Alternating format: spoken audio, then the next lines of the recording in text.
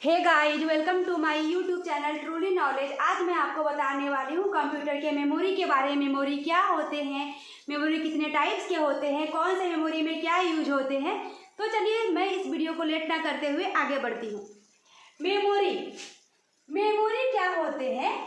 Memory का मतलब जो चीज़ डेटा स्टोर होता है। कंप्यूटर में हम लोग कुछ भी फोटो, ऑडियो, वीडियो स्टोर करके तो कहीं रखते हैं ना। कुछ बनाते हैं, पेंटिंग बनाते हैं तो उसको स्टोर करके रखते हैं। तो जो डेटा हमारा कंप्यूटर में स्टोर होता है उसको क्या बोलते हैं? मेमोरी। तो it is just like human brain use to any information and data stored. Just like human brain मैंने क्यों कहा? कैसा कि हमारा ह्यूमन ब्रेन कैसा होता है कि कुछ झगड़ा हो रहा है तो अलग में दिमाग, वो दिमाग में है, पढ़ाई कर रहे हैं तो हमारे वो भी हमारे ब्रेन में है। तो सब अलग अलग पार्ट में डिवाइडेड है। कहाँ से हमारा क्या सोचना है, क्या थिंक कर रहे हैं हम लोग, तो हमारा ब्रेन वर्क करता है। सब एक एक जगह पे, अलग अलग जगह पे क्या है, ब्रेन स्टोर है। सेम एज ये भी ह्यूमन ब्रेन की तरह काम करता है। आप बोलेंगे कैसे काम करता है? जब हम लोग कोई भी डेटा को स्टोर करते हैं, जैसे कि हम लोग पेंट बनाए या हमने कुछ टाइप किया, उसको सेव किया, तो सबके अलग अलग एड्रेस होते हैं। तो अलग अलग एड्रेस में जाके सेव होते हैं, तो वो अलग अलग में जाके सेव हुए ना, तो वो किसके तरह काम किया? ह्यूमन ब्रेन की तरह काम किया। इसलिए मैंने लिखा है it is just like human brain use to any information and data store. मतलब कोई भी डेटा को हम लोग इंफॉर्मेशन को क्या कर सकते हैं, स्टोर कर सकते हैं। इसीलिए अलग अलग जो एड्रेस, सबके अलग अलग जो एड्रेस होते हैं, उसी के आधार पे मेमोरी के अलग अलग डिवाइड हुए हैं। मतलब मेमोरी दो प्रकार के होते हैं, two types of memory. First आता है प्राइमरी मेमोरी, सेकेंड नंबर आता है सेकेंडरी मेमोरी। प्राइमरी मेमोरी का दो नाम और है। प्राइमरी मेमोरी का मतलब होता है, एक नाम और है, मेन मेमोरी भी आप कह सकते हैं, इसको वोलेटाइल मेमोरी भी कह सकते हैं। और सेकेंडरी मेमोरी को हम लोग एक्सटर्नल मेमोरी भी कह सकते हैं और नॉन वोलेटाइल मेमोरी भी कह सकते हैं। अब वोलेटाइल नाम से भी समझ में आता है। वोलेटाइल मतलब भूलने वाला मेमोरी, नॉन वोलेटाइल मतलब नहीं भूलने वाला मेमोरी। वोलेटाइल मतलब कैसे भूलने का मतलब क्या हो गया? जैसे कि कंप्यूटर डायरेक्टली ऑफ हो गया, लाइट चली गई, पावर कट हो गया, कंप्यूटर डायरेक्टली ऑफ हो गया, तो हम लोग जो भी काम करते रहते हैं वो सेव नहीं हो पाया। क्या हो गया? वो डेटा जो है लॉस्ट हो गया। तो जो डेटा लॉस्ट हुआ था उसको बोलते हैं, भूल गया ना अभी वो डेटा, क्या बोलते हैं उसको? Volatile memory. और जब कोई डेटा स्टोर होते हैं, मतलब हमारा कंप्यूटर ऑफ हो गया डायरेक्टली, फिर भी वो डेटा लॉस नहीं हुए, तो क्या हो जाएगा? Non volatile memory. चलिए, प्राइमरी मेमोरी कितने प्रकार के फिर हो गए? दो प्रकार के, two types of primary memory. कौन कौन? तो रोम और रैम। रोम का फुल फॉर्म होता है रीड ओनली मेमोरी, रैम का फुल फॉर्म होता है रैंडम एक्सेस मेमोरी। अभी सिर्फ मैंने पार्ट बताया है, आगे जाएंगे ये क्या होता है, कौन से मेमोरी में क्या होता है, वन बाय वन समझेंगे। तो अभी रोम के भी तीन पार्ट हो गए। कौन कौन हो गए? पी रोम, ईपी रोम और डबल ईपी रोम। डबल ईपी रोम को हम लोग ई स्क्वायर पी रोम भी कह सकते हैं। मतलब पी रोम, ईपी रोम और डबल ईपी रोम कितने पार्ट हो गए? तीन पार्ट। इसी प्रकार से रैम के भी कौन पार्ट होगा? तीन पार्ट हो गए। कौन कौन? Static RAM, dynamic RAM and cache memory. सबसे अच्छा मेमोरी कैचे मेमोरी ही है। तो स्टैटिक रैम को हम लोग शॉर्ट में हम लोग एस रैम कह सकते हैं, डायनेमिक रैम को हम लोग डी रैम कह सकते हैं, कैचे मेमोरी। ठीक है, इसी प्रकार से आते हैं सेकेंडरी मेमोरी। सेकेंडरी मेमोरी भी दो प्रकार के हो गए। एक हो गए डिस्क ड्राइव, एक हो गया टैब ड्राइव। टैब ड्राइव यहाँ पर आके ही स्टॉप हो जाता है। डिस्क ड्राइव आगे आगे तीन पार्ट में फिर ये होता है। कौन कौन? फ्लॉपी, हार्ड डिस्क और सीडी रोम। सीडी रोम का फुल फॉर्म हो गया compact disc read only memory. CD ROM दो प्रकार के फिर हो गए। कौन कौन हो गए? रीड ओनली और रीड राइट। आगे जाके हम लोग वन बाय वन मेमोरी के बारे में समझेंगे। रोम में क्या होता है, पी रोम का फुल फॉर्म क्या है, ईपी रोम का फुल फॉर्म क्या है, तो वन बाय वन। चलिए, सबसे पहले हम लोग पढ़ते हैं प्राइमरी मेमोरी के बारे में। चलिए, प्राइमरी मेमोरी क्या क्या नाम है? Main memory, volatile memory. Primary memory कहता है it store the whose data that computer currently working on. मतलब कौन से डेटा को प्राइमरी मेमोरी स्टोर करता है? उस डेटा को स्टोर करता है जब जो हम लोग कंटिन्यू काम करें, कोई यूजर काम कर रहा है, वर्क कर रहा है कंप्यूटर पे, जो करेंटली काम हो रहा है, वो डेटा को जो स्टोर करता है, कौन करता है? Primary memory. चलिए आगे, it has limited capacity. Store तो करता है लेकिन इसकी कैपेसिटी क्या है? बहुत ज्यादा नहीं है, बहुत लिमिटेड कैपेसिटी है स्टोर करने की। चलिए आगे, it gives lost data when the computer is of. मतलब ये कौन मेमोरी हो गया, वोलेटाइल मेमोरी, भूलने वाला मेमोरी। क्यों, क्योंकि क्या क्या डेटा को क्या क्या लॉस कर दिया का जब कंप्यूटर डायरेक्टली ऑफ हो जाती है पावर कट होने पे। ठीक है, computer can not run without primary memory. मतलब जब कंप्यूटर क्या हो सकता है, रन नहीं, जब भी हम लोग प्रोग्राम लिखते हैं तो प्रोग्राम लिखते हैं रन करना पड़ता है प्रोग्राम को, तो वो कंप्यूटर हमारा रन नहीं कर पाएगा। किसके बिना रन नहीं कर पाएगा, तो प्राइमरी मेमोरी। इसलिए प्राइमरी मेमोरी हमारे कंप्यूटर में रहना जरूरी है। आगे सेकेंडरी मेमोरी पहले पढ़ते हैं। सेकेंडरी मेमोरी का भी कितना नाम, 3 नाम, एक्सटर्नल और नॉन वोलेटाइल। नॉन वोलेटाइल मतलब नहीं भूलेगा, मतलब क्या होगा, परमानेंट स्टोर होगा, वही है हमारा यहाँ पे। मतलब it is non volatile memory, मतलब नहीं भूलने वाला मेमोरी है। It can't access directly CPU. मतलब प्राइमरी मेमोरी क्या होता है, डायरेक्टली सीपीयू से कनेक्ट रहता है, लेकिन सेकेंडरी मेमोरी क्या हो गया, डायरेक्टली सीपीयू से कनेक्ट नहीं रहता है। ये कैसे काम करेगा था, first it transfer the data into primary memory.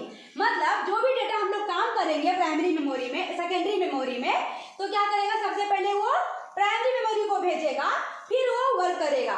ठीक है, तो हमारे लिए प्राइमरी मेमोरी रिलेटेड हो गए ना अभी, लेकिन इसके तो ये डिसएडवांटेज हो गए, तो इसके फिर एडवांटेज क्या है, आखिर सेकेंडरी मेमोरी क्यों है, तो बट इसके एडवांटेज क्या हो गया, इसके बहुत बड़ा एडवांटेज ये है कि but this memory can store the permanently data. मतलब कंप्यूटर अगर डायरेक्टली ऑफ भी हो जाता है, हम लोग कुछ काम करते रहते हैं, वो डेटा कभी भी लॉस्ट नहीं होगा। इसके बहुत बड़े क्या हो गए, एडवांटेज हो गए, वही हो गया we can say backup memory. इसलिए हम लोग इसको क्या कह सकते हैं, बैकअप मेमोरी। मतलब ये मेमोरी आगे क्या होगा, कभी लॉस नहीं होगा, तो क्या हो जाएगा, बैकअप के तौर पे हम लोग यूज कर सकते हैं अभी। तो हम लोग आगे पढ़ेंगे, क्या पढ़ेंगे, रोम, रैम, पी रोम, ईपी रोम, डबल ईपी रोम। चलिए हम लोग आगे पढ़ते हैं। सबसे पहले हम लोग पढ़ते हैं रोम। रोम का मतलब होता है ROM। रोम का फुल फॉर्म होता है रीड ओनली मेमोरी। नाम से ही लगता है कि हम लोग क्या कर सकते हैं, सिर्फ और सिर्फ रीड कर सकते हैं। It is only use for read the data. वही मैंने लिखा है, हम लोग क्या कर सकते हैं, रीड कर सकते हैं। ROM is required to operate the system. मतलब कहने का है कि अगर रोम नहीं रहेगा हमारे कंप्यूटर में तो हम लोग सिस्टम को ऑपरेट ही नहीं कर पाएंगे। It gives the proper data when computer is directly of. मैंने बताया volatile memory, non volatile memory. इसके कहने का यह मतलब है कि रोम ऐसा है कि कोई भी डेटा को लॉस नहीं करता है। मतलब ये कौन मेमोरी हो गया, non volatile memory. ROM is called non volatile memory. It is basically use to calculate and peripheral device. मतलब इसका यूज क्या है, अब क्या है, मतलब कोई भी चीज को कैलकुलेट कर सकते हैं इजीली। या पेरिफेरल डिवाइस का मतलब होता है जो भी कंप्यूटर में है, जैसे कि हमारा कंप्यूटर में क्या है, कीबोर्ड है, स्कैनर है, कंप्यूटर का पार्ट नहीं है, कंप्यूटर में रहेगा नहीं तो हम लोग कुछ काम भी नहीं कर सकते। मतलब कंप्यूटर का जो हेल्प करता है काम करने के लिए, जैसे कि हम लोग मॉडल वर्क पढ़ते हैं, एक्चुअली वर्क पढ़ते हैं, जो हेल्प करता है, तो वही हो जाता है, हम लोग कह सकते हैं एक्चुअली। तो मतलब जो हेल्प करता है कंप्यूटर को, जैसे कीबोर्ड, स्कैनर, उसको क्या बोलते हैं, पेरिफेरल डिवाइस। वही मैंने लिखा है, it is basically use to calculate and peripheral device. चलिए आगे आते हैं। रोम कितने प्रकार के होते हैं, 3 प्रकार के, पी रोम, ईपी रोम, डबल ईपी रोम। चलिए पहले पढ़ते हैं हम लोग पी रोम के बारे में। पी रोम का फुल फॉर्म होता है प्रोग्रामेबल रीड ओनली मेमोरी। इसमें हम लोग क्या काम कर सकते हैं, तो it is programmed by user. मतलब कोई भी प्रोग्राम हम जो यूजर हम लोग हो गए ना, अभी हम लोग अगर कोई कंप्यूटर में कोई प्रोग्राम लिखते हैं तो किसमें जाएगा, पी रोम। मतलब किसी भी प्रोग्राम को यूजर के द्वारा लिखा गया क्या कहलाएगा, पी रोम। बट हम लोग प्रोग्राम जो लिखे इसमें कंडीशन है, क्या कंडीशन है, we can't change data and instruction. Program बनाने के बाद हम लोग क्या कर सकते हैं, कोई भी डेटा अगर मेरे से मिस हो गया है तो हम लोग कोई डेटा या इन्फॉर्मेशन को चेंज नहीं कर सकते हैं। तो इसका क्या हो गया, बहुत बड़ा डिसएडवांटेज हो गया। आगे आते हैं ईपी रोम। ईपी का रोम का फुल फॉर्म होता है, ई से हो गया erasable programmable read only memory. इसमें क्या हो सकता है, अभी इसमें क्या डिसएडवांटेज था कि कोई डेटा को हम लोग चेंज नहीं कर सकते हैं।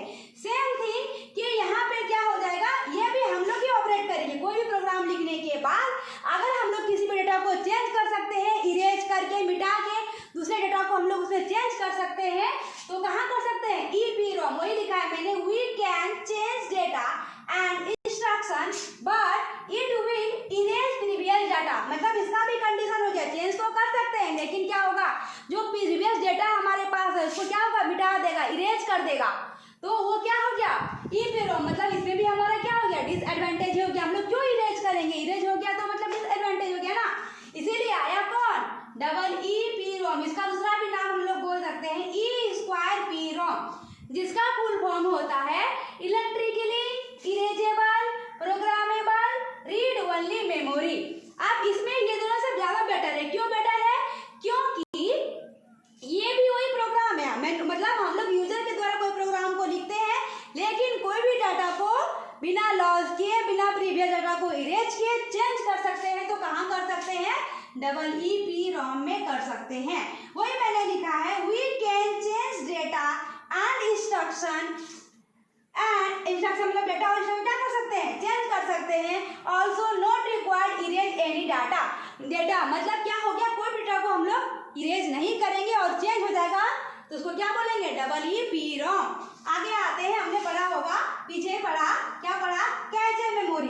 कैचे मेमोरी के बारे में पढ़ते हैं। ये है क्या, ये बहुत अच्छा मेमोरी है, मतलब जो हाई स्पीड देता है डेटा को मेमोरी, मतलब it is high speed semiconductor memory. मतलब सेमीकंडक्टर तो मैंने पहले बताया था पिछले वीडियो में, अगर आपने नहीं देखा है तो मैंने लिंक डिस्क्रिप्शन बॉक्स में डाल रखा है, आप वहां से चेक कर सकते हैं। तो it is high speed semiconductor memory, मतलब ये क्या है, बहुत ज्यादा स्पीड में एक मेमोरी है, स्पीड वाला मेमोरी है। It is act like buffer, मतलब कोई भी चीज हम लोग इंटरनेट पर देखते हैं ना, बफर करता है, जब डेटा अच्छे से नहीं चलता क्या होता है, बफरिंग होने लगता है।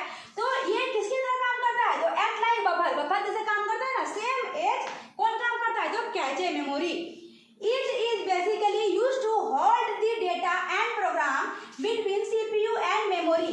मतलब कोई भी प्रोग्राम को जब हम लोग लिखते हैं तब क्या करते हैं, होल्ड करता है ना, प्रोग्राम को रन करने के लिए होल्ड किया जाता है ना, कोई भी प्रोग्राम को जब लिखते हैं हम लोग, तो वो प्रोग्राम को होल्ड करने के, डेटा प्रोग्राम को होल्ड करने का काम करता है किसके किसके बीच, तो between CPU central processing unit and main memory.